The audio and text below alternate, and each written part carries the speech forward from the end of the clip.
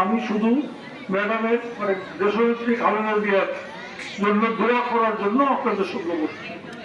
আমরা সবাই ওনার জন্য দোয়া করবো। গুগলের হিসাবে ওই জানাজার জায়গায় বাইরে তো অনেক দুই পুনর কিন্তু ওই জানাজা করছে, মোবাইলে দেখে তারা জানাজা করছে, ওই জানা শুধু ওই জায়গায় 54 লাখ, দুনিয়ার কোথাও 54 লাখ কারো জন্য হয় না, কোনো জানাজাও হয় নাই, কারো আর মানে অভ্যর্থনা জানানোর জন্য হয় নাই।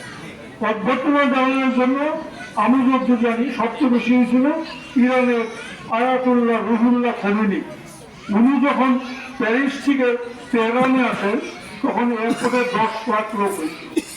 এটা ধরুন 20-25 বছর আগে, ওই থেকেই ধরা হয়তো দুনিয়ার সবচেয়ে বড় ইয়ে।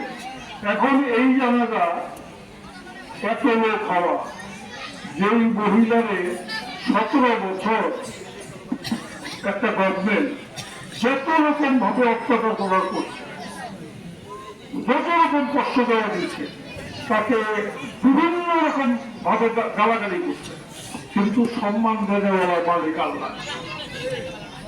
এইরকম বড় আমাদের পার্টিও পায় না, আরো জনে পাচ্ছি। হ্যাঁ, একজন পাইছেন জিয়া রহমান, শেখ পাইছিলেন শহীদ প্রেসিডেন্ট জিয়া রহমান। উনি কত বছর দেশ চালাইছেন?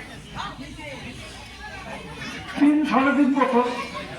3.5 বছরে তার যে জনপ্রিয়তা, এটাতে চিন্তা করার ব্যাপার। এই সোহরাওয়ার্দী উদ্যান আমি ছিলাম, আমি গেছি সোহরাওয়ার্দী উদ্যান ঘুরে ঘুরে, এটা হলো মানিক মিয়া বিল্ডিং, মানে সংসদ ভবনের সামনে পুরোটা ঘুরে গেছে। ওই আমলে 10 লাখের উপরে লোক হয়েছে।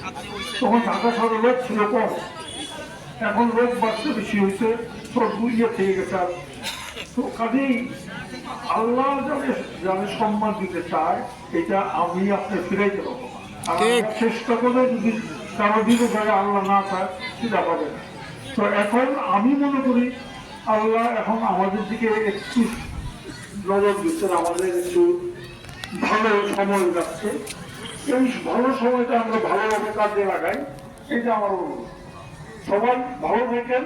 এখন আমি আর কথা বলবো না, এখন আমি ইমাম সাথে দিব দোয়া করার জন্য। আমরা সবাই ম্যাডামের রুহের মাগফিরাত কামনা করবো। ওনার ছেলে আমাদের বর্তমান নেতা তারেক জিয়ার জন্য দোয়া করবো, মরহুম শহীদ প্রেসিডেন্ট জিয়া রহমানের জন্য দোয়া করবো, আর আমাদের সবাই আমাদের জন্য দোয়া করবো।